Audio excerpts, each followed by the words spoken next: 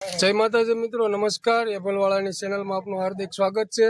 तो मित्रों, आजे जे होलिका दहननो जे तहेवार है ते अमारा गाम में उजववामां आवी रह्यो छे। जो कि हरेक गाम में उजवातो ज हशे, पण अमारे जे अहींया उजवे छे ये आपणी जे जूनी परंपरागत छे ते जग्या उपर अमे बैठा छे।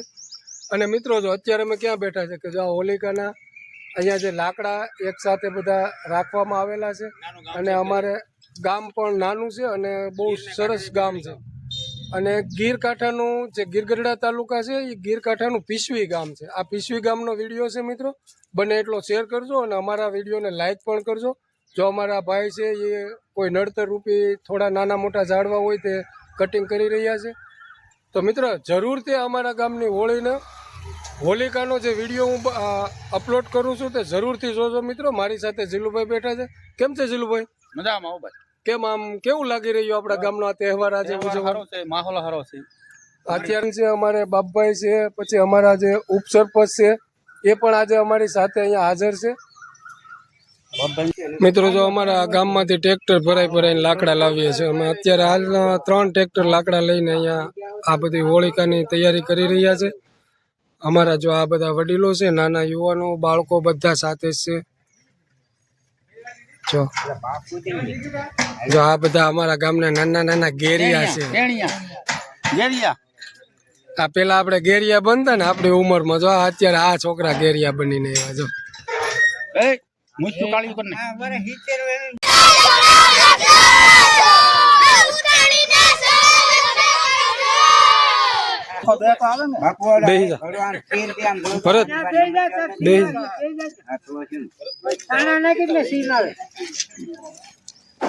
જો ભાઈ, પરંપરાગત આપણે જે આ કુંભ મેકવામાં આવેલો છે ને, કુંભની અંદર આપણે 7 અનાજ નાખવામાં આવેલા છે। જો આમની અંદર જે અનાજ છે એ બફાઈ પછી સવારે આપણે આને પ્રસાદી રૂપે ગામમાં વિતરણ કરવામાં આવશે મિત્રો।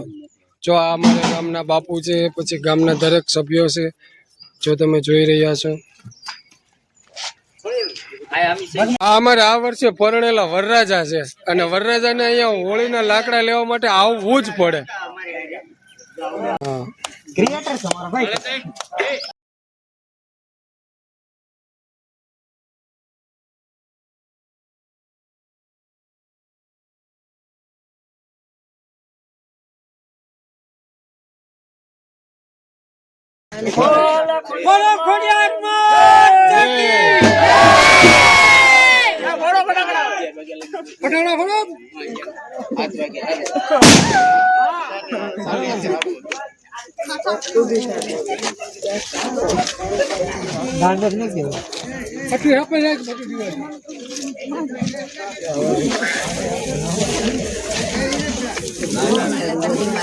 बोलो होलिका माता की।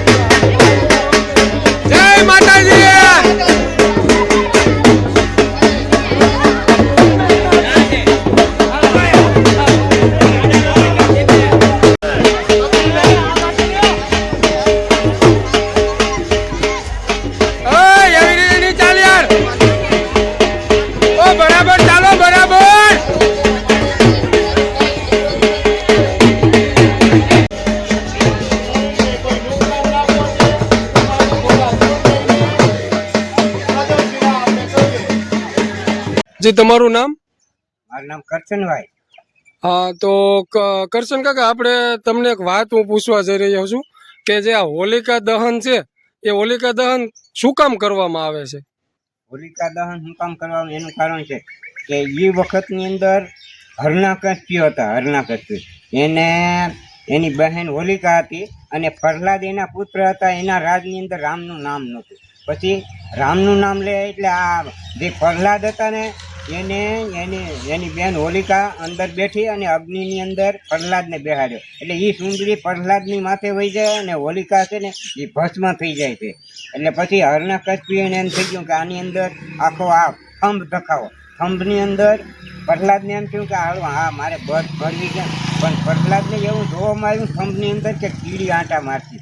તો પ્રહલાદને એમ થયું કે આમાં કીડી આંટા મારે તો મારે શું વાંધો, હું બધ ભરી જાઉં ને. એટલે એની અંદરથી પછી હરણાકશ્યપના આખો થંભ છે એ ફાટ્યો. એના અંદરથી નરસિંહ ભગવાન ઉત્પન્ન થયા. નરસિંહ ભગવાન ઉત્પન્ન થયા એટલે એનું મોત અંદરની બહારની દિવસની રાત નહીં અને નખે કરી અને ઉંબરની વચમાં હરણાકશ્યપને મારી નાખ્યા.